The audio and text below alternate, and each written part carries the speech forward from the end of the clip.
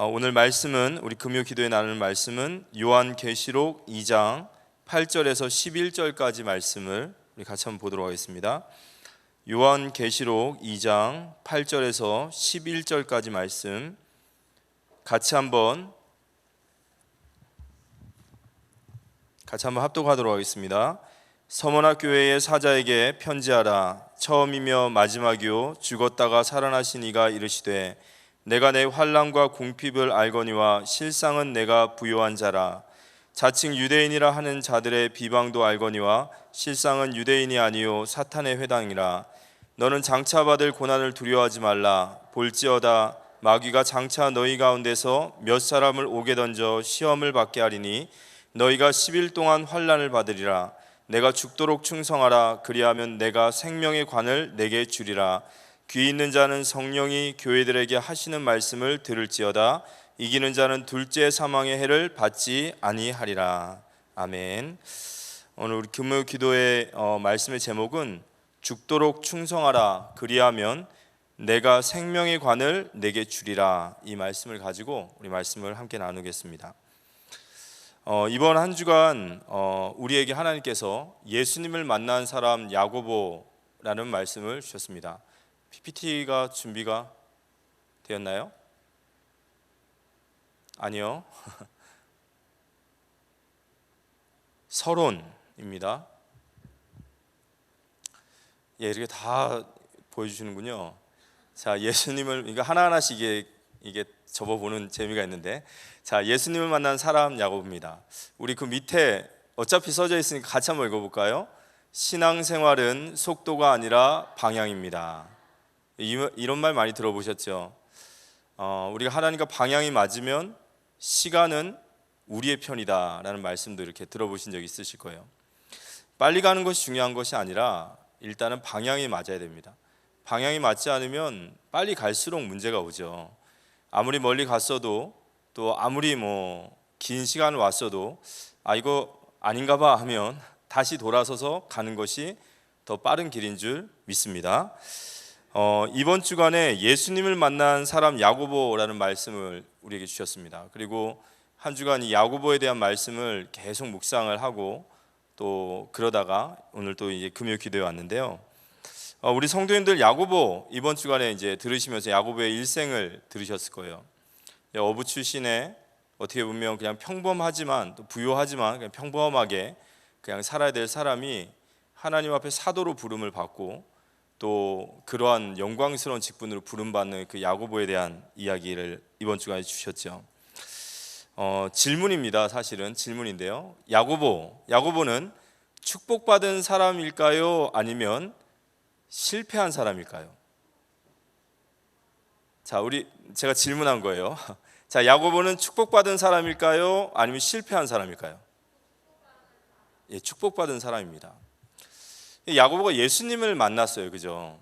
야고보 아까도 말씀드렸지만 어부에서 사도라는 어마어마한 영광으로 부름 받았습니다. 그래서 야고보가 그런 예수님의 부름을 받을 때 그가 모든 것을 버려두고 주를 따랐어요. 그러니까 저희들이 조금 공부를 하면 이 12사도들이 그냥 가난한 어부 출신의 버릴 것도 없는 사람들 2판 4판 주님 따라가는 게 낫지 않아요? 절대 그러지 않아요. 그들이 나름대로 주님을 따를 때 모든 것을 버렸다 할 때는 우리가 생각하는 것보다 상상을 초월할 만큼 더 많은 것들을 내려놓고 갑니다. 모든 것을 다 버려두고 주를 따랐습니다. 그렇게 주를 따랐는데 그리고 나서 야고보는 요한, 베드로, 야고보라고 말할 만큼 어떻게 보면 주님 앞에 아주 특별한 제자예요. 정말 이보다 믿음이 좋은 제자가 없을 수 없죠. 근데 야고보의 마지막이 어떻게 되죠? 야고보의 마지막이 어떻게 되시죠? 순교를 해요. 주님의 부르심을 받고 모든 것을 다 버리고 주를 따르고 열심으로 정말 믿음 좋은 야고보인데 마지막이 어떻게 된다고요? 순교. 다시 한번 질문해 보겠습니다. 야고보는 예수님을 만나가지고 축복받은 사람일까요? 아니면 실패한 사람일까요? 그럼 축복받은 사람이라고 하면 우리도 그 축복의 길을 가야 될까요? 맞습니까? 왜 이렇게 말씀이 또 쑥 들어듭니다. 제가 신앙이 속도가 아니라 방향이라는 말씀을 드리려는 이유가 그런 거예요. 우리가 모든 것을 버리고 주를 따랐으면 잘 돼야죠. 그죠? 이 땅에서 정말 이름 한번 날리고 가문도 일으켜 세우고 자식들도 다 잘 되고 뭐 이래야 되지 않습니까? 그런데 결론이 뭐냐? 순교예요. 그런데 우리는 그걸 축복받았다라고 말한단 말이에요. 그러니까 세상 사람들이 봤을 때는 도무지 이해가 안 되는 거죠. 우리가 세상 사람들한테 복음을 전할 때 혹시 예수를 믿으면 축복을 받습니다라는 이 축복이 혹시 어떤 축복이죠? 만약에 하나님께서 우리에게 그런 축복을 약속하셨다면 예수님과 바울은 가장 불쌍한 인간이에요. 그럼 야고보가 어떻게 순교할 수 있었을까요? 우리가 보면 세상적 기준으로 우리가 죽음이라는 것은 끝이에요. 이 죽음은 모든 것을 다 끝내는 겁니다. 그래서 철학자 중에 보면 에피쿠로스 학파라고 하는 그 기쁨을 낙으로 살고 사는 그 철학자들에게는 가장의 악이 뭐냐? 죽음이에요. 죽으면 더 이상 즐거움이 없잖아요. 그런데 우리는 이것을 가장 축복으로 여긴다고 했을 때 어떤 사람이 순교할 수 있냐라고 볼 때 여러 가지 의미가 있겠지만 개인적으로 그 의지를 가지고 순교하는 사람들에게 있어서 똑같은 것은 가치관의 변화가 일어난 사람이에요. 그러니까 순교는 어떻게 할 수 있는 거냐 하면 더한 가치를 위해서 덜한 가치를 버리는 거예요. 그러니까 나에게 더한 가치가 있어요. 그래서 덜한 가치를 버릴 수 있는 겁니다. 로또 같은 이런 세상적인 거 가지고 얘기하면 좀 그렇지만 여러분 로또 한 100억짜리가 있습니다. 100억짜리가 지금 우리 성도님들 주머니에 있어요. 100억이 있습니다. 내일이면 찾으면 돼요. 그런데 빨래하다가 한 10,000원짜리를 잊어버렸어요. 그럼 그 10,000원, 피 같은 10,000원 밤새도록 세탁기를 뒤지고 안 나오면 슬퍼하고 울고 통곡하고 그럴까요? 절대 그렇지 않죠. 10,000원이 뭐예요? 100,000원도 그냥. 더한 가치를 위하여 덜한 가치를 버리는 것은 어려운 게 아니거든요. 결국 믿음이라는 것은 이 가치관이 변화돼야 되는 거예요. 그러니까 우리가 아까 야고보가 축복인가 저주인가 실패인가라고 말할 때 우리는 그냥 무의식적으로 얘기합니다. 축복이지. 주님 위해서 순교하는 것이 얼마나 축복이야. 그런데 가만히 따지고 보니까 이게 곤란한 거예요. 내가 만약에 그 축복을 받기에는 곤란한 거예요. 그래서 오늘 우리가 말씀을 통해서 이 야고보의 죽음과 또 오늘 특별히 이 서머나교회를 통해서 우리의 신앙의 모습을 점검해보는 시간이 됐으면 좋겠습니다. 우리의 신앙은 올바른 방향을 잡고 가고 있는가? 그래서 이 말씀을 통해서 우리의 모습이 반영되고 또 거기서 우리는 주님 앞에 은혜를 받는 시간 되었으면 좋겠습니다. 자, 오늘 서머나 교회는 7교회, 이 계시록에 보면은 소아시아의 떡상 저건 아닌데요. 소아시아의 7교회가 있습니다. 근데 이 소아시아의 7교회는 그 시대의 소아시아에 7개밖에 없었냐 그게 아니라 대표격인 교회예요. 그리고 이 교회는 오고 오는 모든 세대의 교회의 어떤 대표성을 가지고 있습니다. 그런데 이 7교회를 말한 이 오늘 성경이 계시록이죠. 요한계시록에서는 우리가 예수님이 심판주로 오시는 거예요. 그래서 이 땅의 모든 것들을 결산하시고 이 땅의 모든 것들을 계산하실 그날에 이 7교회 중에 우리가 잘 알다시피 5교회는 책망을 받죠. 그리고 2교회는 이 빌라델피아 교회와 서머나 교회는 칭찬을 받습니다. 근데 이 책망받는 교회에 공통적인 특징이 있어요.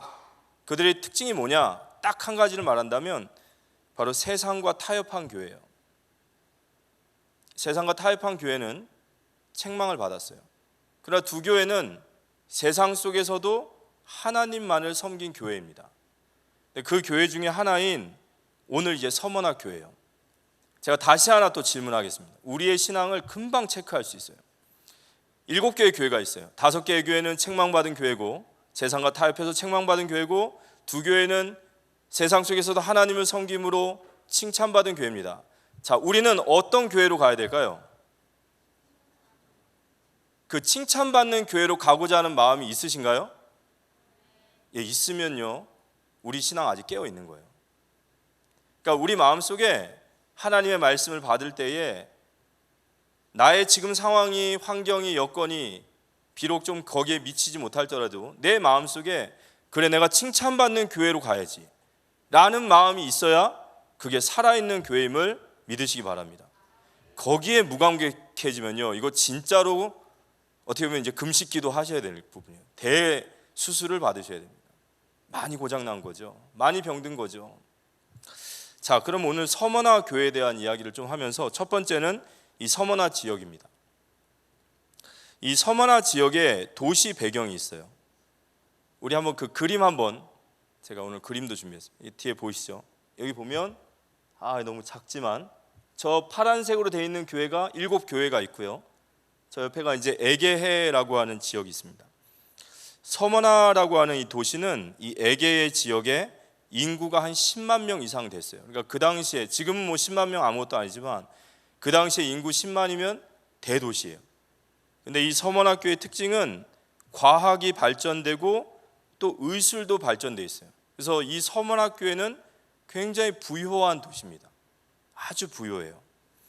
그런데 이 지역에 또 하나의 특징이 있는데, 어떤 특징이 있냐면, 아까 이제 우리가 이 로마라고 하는 이 시대가 1세기 로마의 통치 기간이지 않습니까? 근데 로마 통치 기간에 로마라고 하는 나라를 중심으로 15개의 위성 도시가 있었어요. 근데 이 15개의 위성 도시들이 모두 다 서로 경쟁을 하던 게 하나가 있었어요. 그들이 아주 치열하게 경쟁하던 게 있습니다. 그 치열하게 경쟁하던 게 뭐냐면 바로 황제 숭배를 위한 신전을 유치하는 거예요.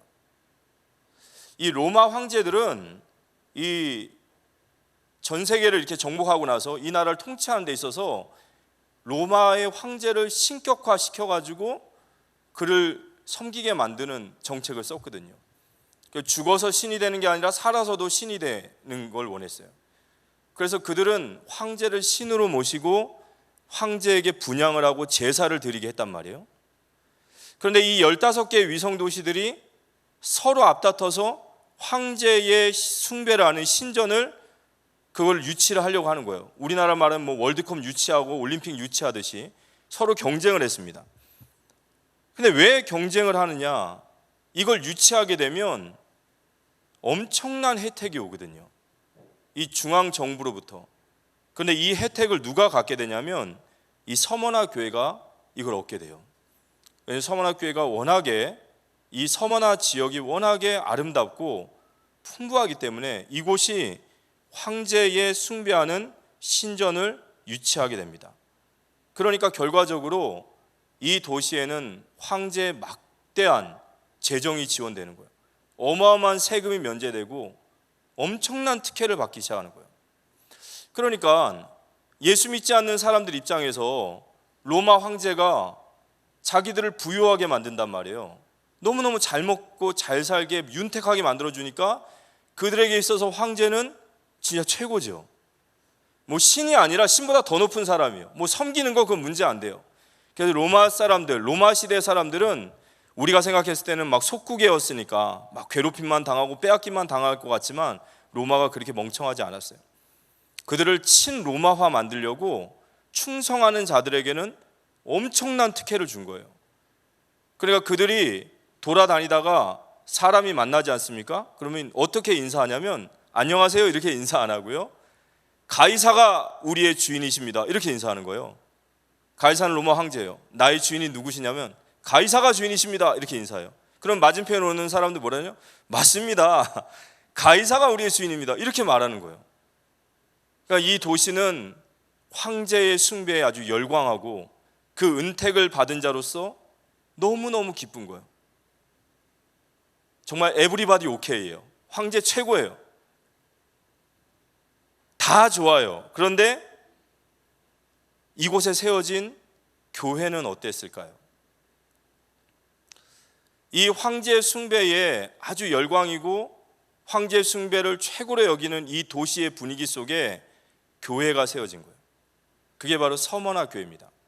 서머나 교회라는 뜻은 몰약이라는 뜻이 있어요. 이 몰약이라는 말은 장례식에 쓰는 이 약품이에요. 그들의 어떤 교회의 고난과 핍박에 대한 외적 모습이에요. 그리스도인들은 그 당시에 어떤 사람들이었냐면 가이사를 주인으로 삼고 황제가 나의 주인이라 말하지만 우리 그리스도인에게는 주인이 누구시죠? 예수 그리스도예요. 가이사가 주인이십니다 라고 말할 때 이 사람들이 용기가 없어서 대놓고 말하지 못할지 몰라도 이들은 이렇게 해요. 아니요, 예수님이 나의 주인이십니다. 이렇게 말하는 사람들인 거예요. 이들은 황제 숭배하는 것을, 분양하는 것을 국가 의례라 생각하지 않았어요. 신사 참배와 같다 생각한 거죠. 이건 우상 숭배고 황제를 주라 말할 수 없어요. 왜냐하면 그리스도가 나의 주인이시니까. 여러분, 이 사람들이 1세기에 이 서머나 도시에서 어떤 사람들이었을까요?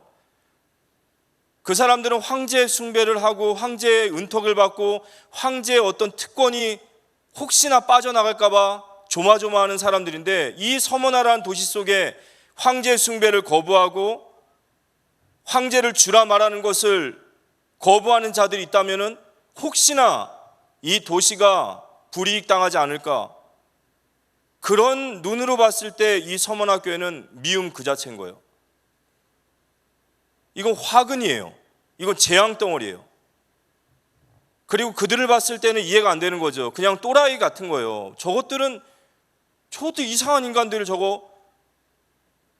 우리도 믿는 신이 있는데 뭐 지들 믿는 신은 다른가? 왜 우리한테 피해를 주고 우리한테 왜 이렇게 어렵게 만들지?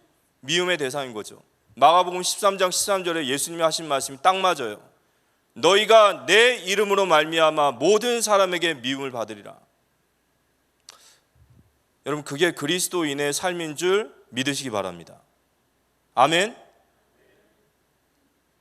제가 말한 게 아니고요. 성경이 말하셨어요. 근데 서머나 교회가 진짜 그랬단 말이에요.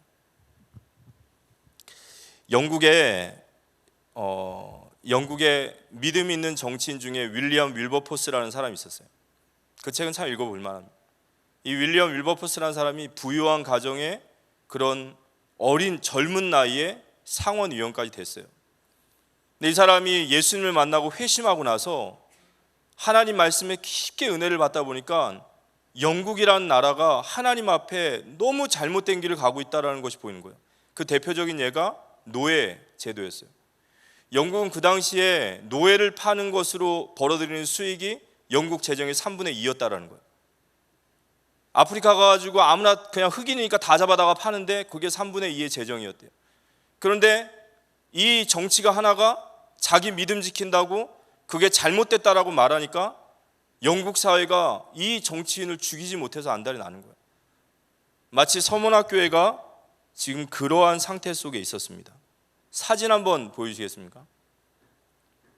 이게 이제 황제 숭배했던 서머나 교회의 그 신전이었어요. 또 한번 다른 거, 다음. 이게 뭐냐면 이 카타콤이라고 하죠. 1세기의 그리스도인들은 정상적인 신앙생활을 못하니까 저 위에가 지금 공기가 맑은 도시고 그 밑에 이렇게 굴을 파고 살았대요. 근데 이야기를 들어보니까 이게 하나의 은혜예요. 이 이스라엘 땅의 토양, 이 로마 지역의 토양지대는 석회암이라 이 손으로 파면 잘 파지고요. 물만 끼워지면 딱딱해진대요. 그래서 저런 구조 속에서 저 지하에서 불이 있었는지 없었는지 모르겠지만 저 속에서 신앙생활을 했습니다. 다음도 한번 보여주시겠습니다. 이게 실제로 그 카타콤의 모습입니다. 저는 아직 보진 못했지만 나중에 꼭 볼 겁니다. 다음 한번 보여주시죠. 이런 곳에서 이제 신앙생활을 했던 겁니다. 그런데 이제 이 초기에는 로마가 기독교를 그렇게 박해하지 않았지만은 이 로마가 점점 기독교 박해가 심해지면서 기독교인들을 잡아다가 이들을 투옥을 시키고 고문을 하고 죽이기 시작했고, 그게 사회적 분위기와 너무 잘 만났어요. 정말 무서운 시대가 된 거죠. 그 시대의 서문화 교회는 고발, 어떤 색출, 밀고 여기에 계속해서 두려움 속에 있었어요.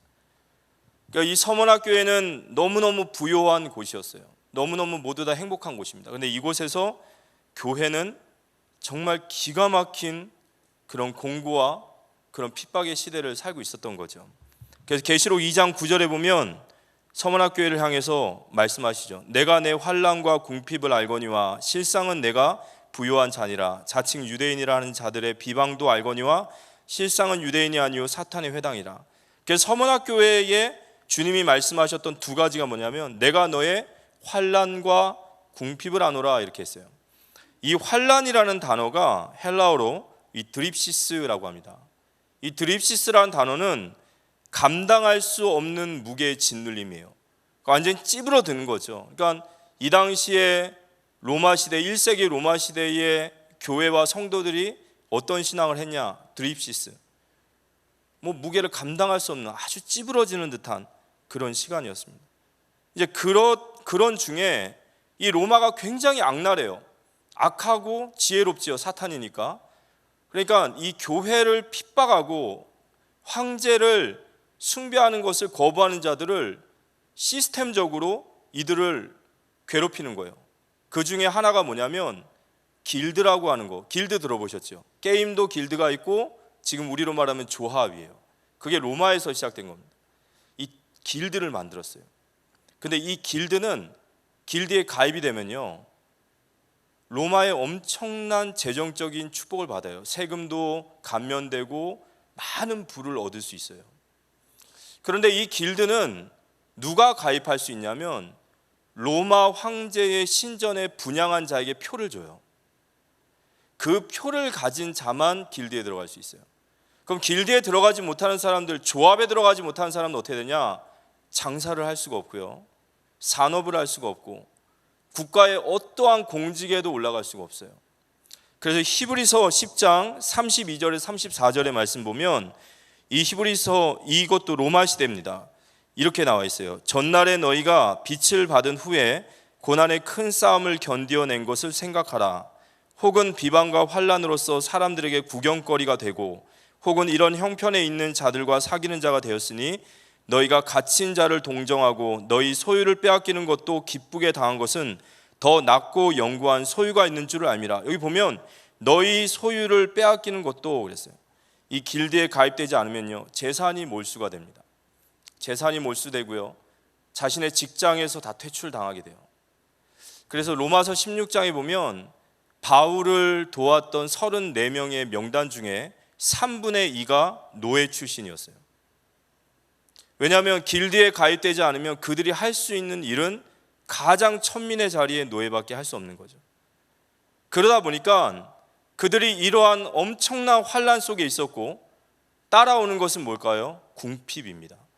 이 궁핍이라는 단어가 푸토코스라고 합니다. 이 푸토코스라는 단어는 어떤 단어냐면요 극심한 가난, 거지 같은 삶, 아무것도 없는 삶을 말해요. 그러니까 이 당시의 서문학교회는 환난과 궁핍 속에 있어요. 그런데 이들이 왜 환난과 궁핍 속에 있었을까요? 이유는 딱 하나예요. 믿음 지키는 거예요. 그리스도를 주로 삼은 이들이 우상 숭배를 할 수 없고 황제를 주로 삼을 수 없는 거예요.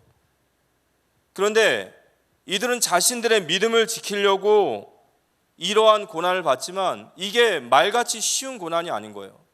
재산은 다 몰수되고 다니던 직장은 다 잘리게 되고 가장 극심한 가난 가운데 있는 거예요.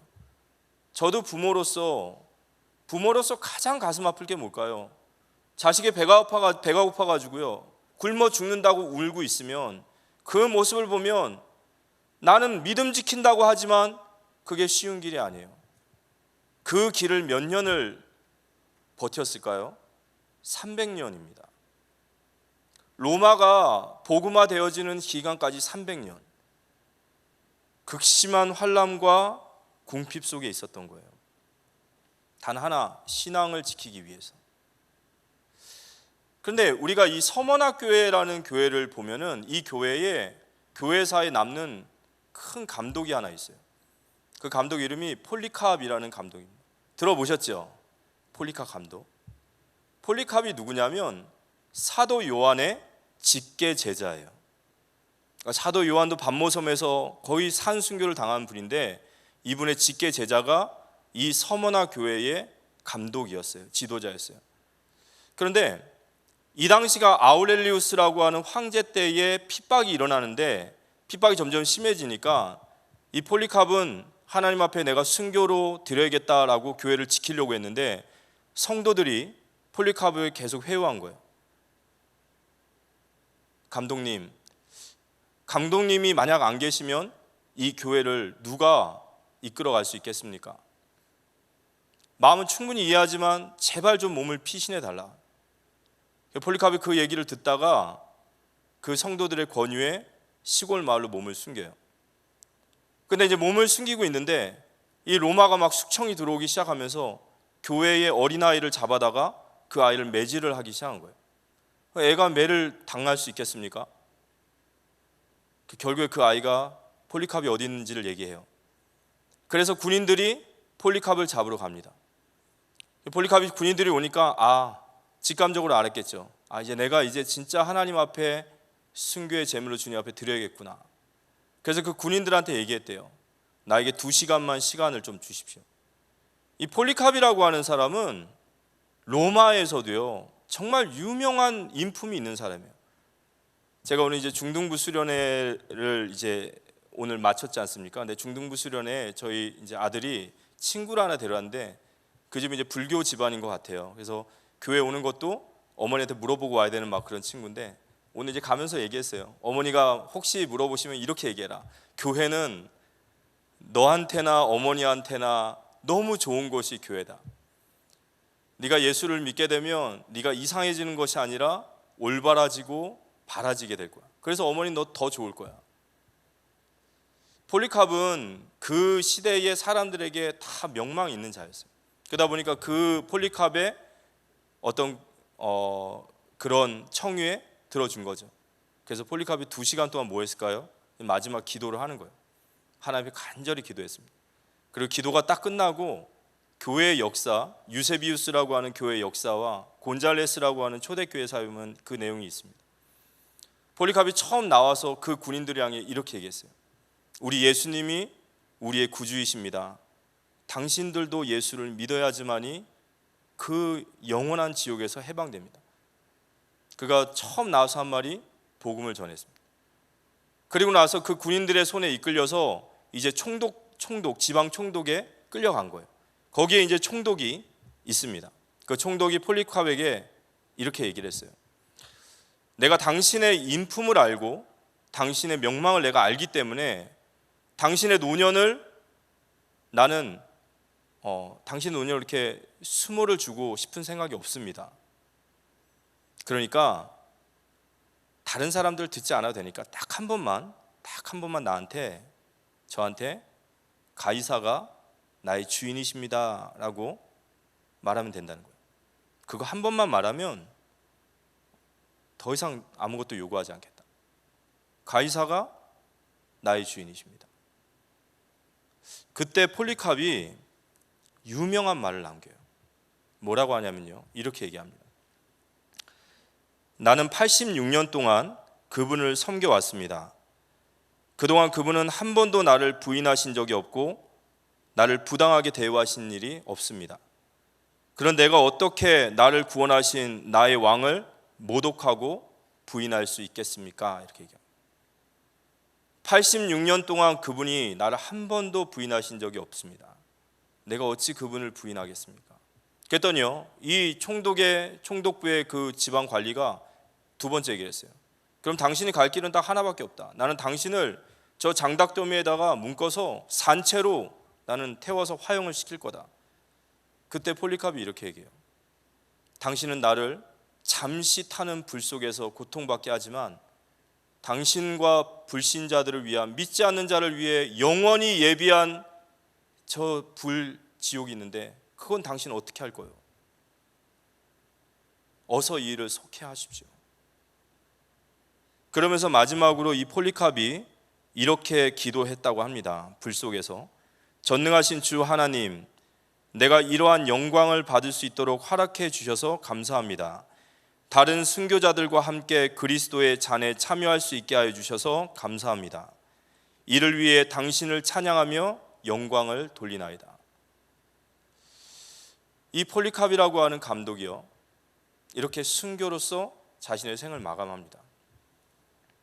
서머나 교회에 이 환난과 궁핍 속에서 그들이 성도의 길을 굽히지 않고 믿음의 길을 갈 수 있었던 것, 그 교회의 감독이 바로 폴리캅이었구나. 우리 이제 조금 알 수 있는 겁니다. 두 번째 보겠습니다. 두 번째는 죽도록 충성하라, 그리하면 생명의 관을 주시리라 그랬어요. 그런데 이 환난과 궁핍 속에 있는 이 서머나 교회를 향해서 주님이 평가를 하세요. 뭐라고 평가하시냐면요, 계시록 2장 9절에 보면요, 내가 내 환난과 궁핍을 알거니와 실상은 내가 부요한 자니라, 이렇게 얘기하시는 거예요. 첫 번째요, 주님이 이렇게 얘기하십니다. 내가 내 환난과 궁핍을 알거니와 그랬어요. 여기 알거니와라는 단어가 오이다라는 이 헬라어인데요, 이 오이다라는 단어가 재밌어요. 이 단어가 특별한 단어는 정보를 통하여 안다라는 거예요. 그런데 내가 내 환난과 궁핍을 안다라는 이 단어가 소유격으로 되어 있어요. 너의 환난과 궁핍을 내가 안다. 우리 사랑하는 성도님들, 우리가 믿음의 길을 갈 때 주님이 우리를 알고 계심을 믿으시기 바랍니다. 다 보고 계시는 거죠. 다 알고 계시는 거예요. 우리 성도가 이 눈을 놓치면요, 우리는 세상에서 무엇으로 살아야 되겠습니까? 무엇이 우리로 이 땅에 살아갈 수 있는 힘을 주겠습니까? 그러나 주님이 알고 계심을 믿으시기 바랍니다. 내가 내 환난과 궁핍을 알거니와. 그러면서 이렇게 얘기하시는 거예요. 그러나 내가 실상은 부요한 자로라. 이게 무슨 말일까요? 이런 말이 아니에요. 네가 이 환난과 궁핍을 잘 견디면 내가 너에게 땅에 축복을 주겠다, 아니에요. 여기서 말하는 부요함이라는 게 플로시우스라는 단어입니다. 이 플로시우스라는 단어는 물질적인 부의 소유의 반의적인 방법이에요. 무슨 말이냐면요, 이거는 육체적이고 물질적인 부요함이 아니라 이건 영적인 부요함을 얘기하는 거예요. 그러니까 예수님께서 지금 이 서머나 교회에 너희가 부요하다라고 말하는 것은 너희가 잘 견디고 참으면 내가 이 땅에서 너에게 부요를 약속할게가 아니란 말이에요. 그렇게 듣고 싶지만, 그렇게 말하고 싶지만 성경이 그렇게 말하질 않아요. 이 플로시우스라는 단어는 영원하며 영적인 단어예요. 영적인 부요, 그 나라의 부요, 영광의 영원한 부요. 너희 서머나 교회는 그 안에서 부요하니라, 이거예요. 이걸 제가 직역해 볼까요? 예수님이 서머나 교회에 이렇게 얘기하는 거예요. 서머나 교회야, 너희가 사람들이 너희를 보고, 너희가 너희 눈을 보고 환난과 궁핍과 가난한 속에 비참하다 말하지만 아니야. 너희는 궁핍한 자가 아니라 너희는 실상은 부요한 자야. 너희는 그 나라의 부요를 가진 자고 영원한 부요를 가진 자야. 힘내, 이거예요. 너희가 받는 고난 어렵지? 그렇지만 길어봐야 70년 80년이야. 제한적인 시간이고 순간의 시간이야. 하지만 너희가 받을 영광, 너희가 누릴 부요, 너희의 부요는 영원한 그 나라의 부요인 것을 믿고 나아가라는 거예요. 아멘. 우리 신자는 그 눈이 있어야 돼요. 우리가 예배 때마다 말씀을 들을 때마다 그 눈을 가지고 나가야 돼요. 그 나라의 부요를 가지고 세상의 부요를 쫓는 우리가 되지 않기를 소망합니다. 주님이 우리에게 실상은 부요한 자라면 우린 부요한 자인 거예요. 우리 옆 사람과 인사합시다. 부요한 자입니다. 우리는 부자예요. 통장에 돈이 없어도 내가 집이 없어도 내가 건강이 좀 없어도 아니요, 너희는 실상은 부요한 자다, 이거예요. 이 사실을 믿음으로 받는 우리 모두가 되어지기를 기도합니다. 그러면서 주님이 그 교회를 향해 이렇게 말합니다. 계시록 2장 10절에 보면 너는 장차 받을 고난을 두려워하지 말라. 첫 번째, 두려워하지 말라. 그러면서 이렇게 말씀하세요. 마귀가 장차 너희 가운데서 몇 사람을 오게 던져 시험을 받게 하리니 너희가 10일 동안 환난을 받으리라. 내가 죽도록 충성하라. 그리하면 내가 생명의 관을 내게 주리라 그랬어요. 첫 번째, 열흘 동안 환난을 당하리라. 여러분, 이 10일이라는 단어를 엄청나게 많은 그 해석이 있지만 간단하게 말하면 뭐죠? 기한이 있는 환난이에요. 영원한 환난이 아니라는 거예요. 어쨌든 제한되고 기한이 있는 환난이다. 그런데 여기서 말하는 환난은 정죄와 사탄의 유혹을 말하는 것이 아니라 욥기서 23장 10절의 연단이에요. 우리가 이 땅에서 믿음으로 나아가다가 받는 궁핍과 환난은 마귀의 유혹이 아니라 주님의 연단이심을 믿으시기 바랍니다. 야고보서 1장에 보면 나와 있죠. 너희가 여러 시험을 만날 때 기뻐하라. 여러분, 우리가 고난 받으면요, 두 가지 유익이 있습니다. 여러분들이 지금 받고 있는 고난, 이게 무슨 유익입니까? 성경에서 말하는 두 가지 유익이 있어요. 첫 번째, 고난을 겪은 자는요, 형제의 고난을 동감할 수 있는 눈이 열려요. 맞습니까? 이게 참 귀한 거예요. 이게 놀라운 겁니다. 내가 아파 보면요, 아픈 사람의 그 마음을 헤아릴 수 있어요. 두 번째 뭘까요? 연단과 고난은요, 풀무불로 들어가는 거예요. 여기서 말하는 연단은 정금을 만드는 과정인데, 정금은 풀무불에 들어가야 돼요. 풀무불에 들어가면 불순물이 다 타죠. 연단은 고난이라는 풀무불이 아니면은 절대로 걷어지지 않아요. 그런데 이 고난을 통해서 우리가 깨닫는 두 번째가 뭘까요? 고난 받아봐야 진짜 나에게 필요한 게 뭔 줄 알게 돼요. 필요 없는 것과 필요한 것이 뭔지를 알게 돼요. 집에 불이 나보면요, 제일 귀한 거 알게 되죠. 불 나면 뭐 해야 되죠? 뭐 들고 나와야 될까요? 성경책이요? 아닙니다. 애들 들고 나와야죠. 그죠? 애들 양쪽에 끼고 나와야죠. 고난을 받아봐야 진짜 나에게 필요한 것이 뭔지를 알게 돼요. 그런데 그 고난 가운데 있는 교회를 향해 주님께서 이렇게 말씀하시는 거예요. 죽도록 충성하라. 좀 야박한 느낌도 있어요. 그죠? 아니, 지금 궁핍과 환난을 알고 있는 서문학 교회에 위로의 말을 던져주면 좋겠는데, 주님이 하신 말씀이 죽도록 충성하라 그랬어요. 여기 죽도록 충성하라는 단어는요, 정확하게 죽는 데까지 가라 이거예요. 죽는 데까지 가라. 그런데 이 단어가, 충성이라는 말은 믿음이라는 얘기지만, 이 가라, 충성하라 라고 하는 이 동사가 명령법입니다. 그러니까 주님이 우리에게 명령하시는 거예요. 네가 고난과 환난 속에 있지만 죽도록 충성해야 된다. 그분이 명령하세요. 그래서 이것을 보고 군사적 용법이라고 합니다. 무슨 말이냐면요, 지금 예수님이 서문학 교회에 죽도록 충성하라 말할 때는 군의 지휘관으로서 그 교회를 향해 죽도록 충성하라 라고 말하는 거예요. 그 이유가 뭘까요?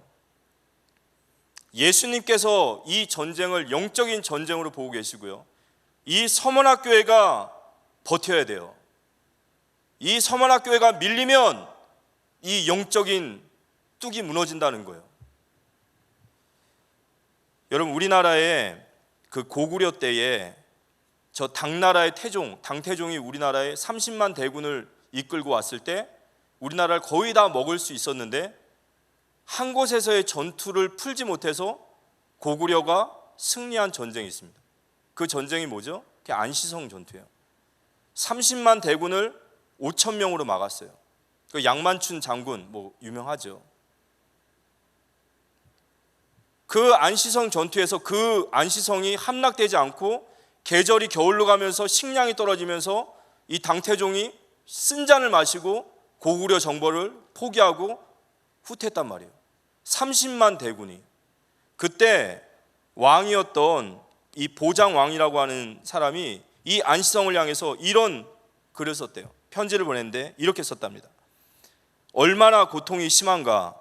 식량이 떨어지고 무기가 떨어진 상황 속에서 얼마나 힘든가. 끝까지 잘해주길 바라네. 여러분의 죽음과 충성이 고구려를 지킬 것이네. 그랬어요. 오늘 주님께서 서문학교회를 위해서 끝까지 충성하라 라고 말한 것은 너희 궁핍과 환난 속에서 그들이 얼마나 지쳐있고 그들이 얼마나 환난 속에 있는지를 아시는 그 주님이 그러나 충성하라 라고 말할 때 주님의 마음도, 주님이 우리와 같지는 않으실 수도 있지만 주님도 마음에 눈물을 흘리시면서 얘기할 수 있어요. 왜냐? 이 서문학교회가 버텨줘야 돼요.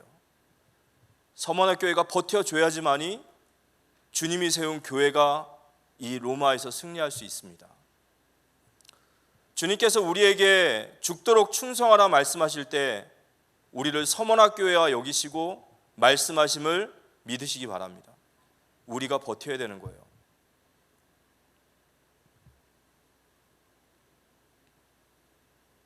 교회 안에서 사역을 이렇게 담당하시는 많은 우리 성도님들이 계시는데요. 다리는 2개밖에 없는데 문어발도 아니고 뭐 하나, 둘, 셋, 넷 수십 개를 막 사역을 하시는 분들이 있어요. 그래서 사실 그것만으로도 막 벅차죠. 그런데 또 그분에게 얘기를 해요. 이걸 좀 맡아주셔야겠습니다. 이거 좀 맡아주십시오. 이미 할 만큼 다 하고 이미 그 이상의 배를 했는데 또 그분에게 가는 거예요. 이것 좀 맡아주십시오. 서문학교회가 주님께 그런 교회였음을 믿습니다. 그 영적인 시대에, 그 어두운 시대에 주님이 그 교회에게 맡기시는 거예요. 순교를 맡기시는 것이고 정절을 맡기시는 것이고 충성을 맡기시는 거예요. 너희가 버텨야겠다. 죽도록 충성하라. 하나님이 우리를 그렇게 부르심을 믿습니다. 하나님 우리 316 교회를 그렇게 부르심을 믿습니다. 죽도록 충성하면 그리하면 생명의 관을 내게 주시리라 그랬어요. 여기서 생명의 관이라는 것은 여러 가지로 설명할 수 있지만 이게 스테파노스라고 해요. 이 스테파노스는 왕이 쓰는 왕관이 아니라 이 월계수 잎으로 엮은 월계관입니다. 이 월계관은 누구에게 줬냐면요, 마라톤의 격렬한 운동 경기를 마치고 승자에게 주는 화관이에요. 마지막까지 골인전까지 달려가서 그 마지막 결승전까지 통과한 자들에게 주는 이 화관이에요. 그런데 오늘 뭐라 말씀하시냐면요, 내가 죽도록 충성하라. 그리하면 생명의 관을 너희에게 주리라 그랬습니다. 그러면 이 생명의 관이 무엇일까요? 제가 오늘 이 말씀을 준비하면서 너무도 닮은 사람들이 나와요. 예수님이 보여지고요, 그리고 요한이 보여지고 폴리캅이 보여지고 서문학교회가 보여지는 거예요. 근데 이들이 너무도 닮아 있어요. 예수님을 닮아 있는 제자 요한, 그 요한을 닮아 있는 폴리캅, 그 폴리캅을 꼭 빼다 담은 서문학교회. 여러분, 이게 생명의 관인 줄 믿습니다. 우리가 왜 버텨야 되죠? 우리가 왜 믿음의 싸움을 해야 될까요? 우리 뒤로 우리를 따라오고 있는 우리 후대들이 있어요. 우리 후대들이 우리 뒤를 따라오고 있습니다. 그래서 우리는 버텨야 됩니다. 무엇 때문에 우리가 이 영적인 싸움을 하고 무엇 때문에 우리가 이 환난과 궁핍을 받아야 되느냐? 우리 뒤로 우리를 따라오는 우리 후대들이 있단 말이에요. 제가 어제 이제 우리 대학부 친구들이랑 이 마커스라고 하는 목요 예배에 이제 가서 찬양을 합니다. 마커스에 가면은 찬양도 많이 하고 기도도 많이 하고, 저도 뭐 양복 안 입고 가서 그 속에 뭐 집사님인지 성도님인지 새신자인지 아무도 모르잖아요. 저도 그냥 가서 많이 은혜를 받습니다. 근데 어제 이제 그 마커스에서 예배를 하는데 이제 거기 설교를 하시는 목사님이 마지막에 이런 얘기를 하시더라고요.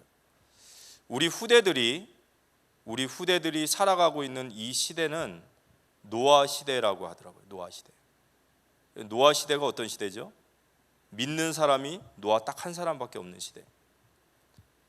모두 다 믿지 않는 시대 속에 그곳에 혼자 서 있는 노아. 그게 우리 후대들이고 그게 우리 성도님들이에요. 2000년 전에 서문학교회의 일이 아니라 지금도 우리 성도님들과 우리 후대들은 그 믿음 하나 지키려고 거기서 피 흘리기까지 싸웁니다. 상담을 이렇게 받아봐요. 어떤 일들이 있어서 저한테 상담을 요청해가지고 뭐 얘기를 나눕니다. 근데 그 얘기가 뭐냐면 많은 얘기들 중에 이런 얘기들이 있어요. 믿음으로 살고자 하는 거예요. 그런데 믿음으로 살고자 하는데 아무도 거기에 동조해 주지 않고 그렇게 살기가 너무 힘든 거예요. 그러니까 와서 이제 질문하는 건 뭐냐면 이 친구가 거기에 대해서 몰라서 질문하는 게 아니라 이거예요. 이게 맞죠? 이 얘기를 하고 싶은 거예요. 목사님, 이 길이 맞죠? 그리고 뭘 듣고 싶어 하는 것 같냐면요, 응원을 듣고 싶어 하는 거예요. 그게 맞냐 틀리냐를 알려고 오는 게 아니라 거기에 응원을 듣고 싶어 하는 줄 믿습니다. 여러분, 우리가 왜 버텨야 되죠? 우리 후대들이, 우리 성도들이 이 땅에 노아 시대를 살고 있다면 그들을 응원해 줄 수 있는 공동체가 필요합니다.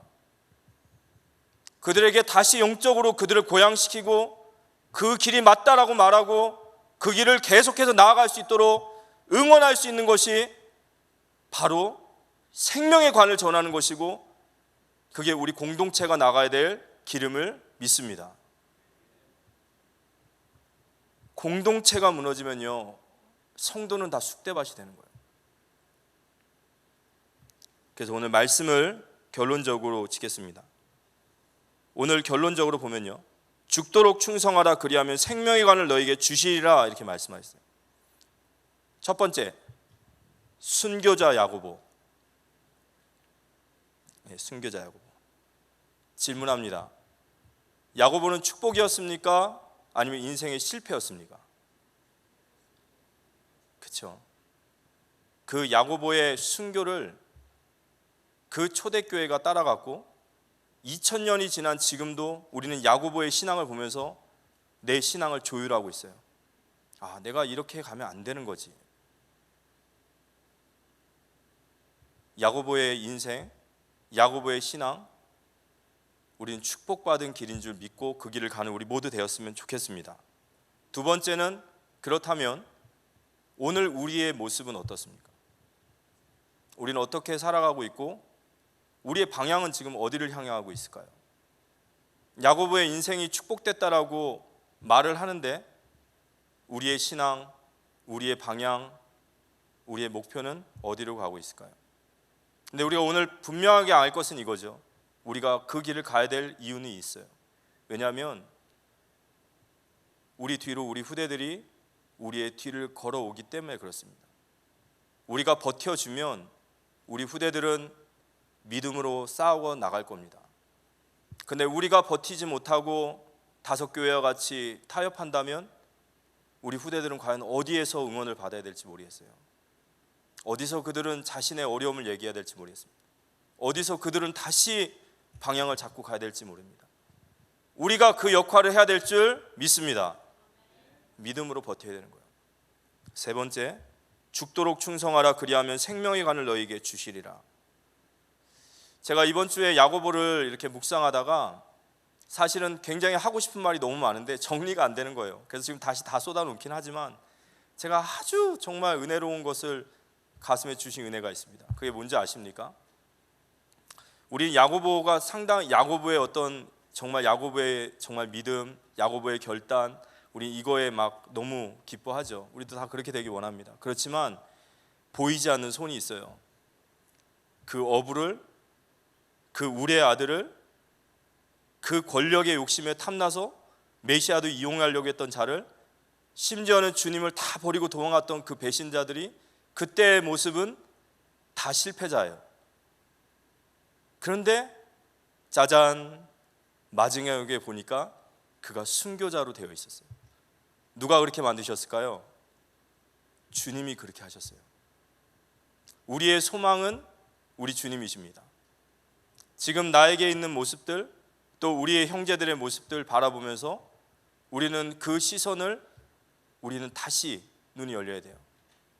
우리의 눈이 내가 아니라 내 자신을 바라보면 절망하고 낙심하고 포기할 수밖에 없지만 그 주님이 그 야고보를 마침내 그를 만드셨다라는 그 주님을 바라볼 때 우리에게도 소망이 있음을 믿습니다. 그 소망 있는 자는 어떻게 해야 됩니까? 그 소망을 따라 계속 그 길을 가는 거예요. 계속 가는 겁니다. 그래서 정말 주님 앞에 칭찬받는 우리 316 교회 되어지기를 기도하며 또 이 시대에 주님의 서머나교회와 같은 교회로 우리 모두 다 다시 우리의 신앙을 정비하고 우리가 싸워야 될 이유가 있구나, 우리가 버텨야 될 이유가 있었구나, 그리고 주님이 우리를 응원하고 계시고 우리를 실상은 부유한 자라 말씀하시는구나, 그 말씀 믿으며 우리 믿음의 길을 가는 우리 모두가 되시기를 예수님의 이름으로 기도합니다.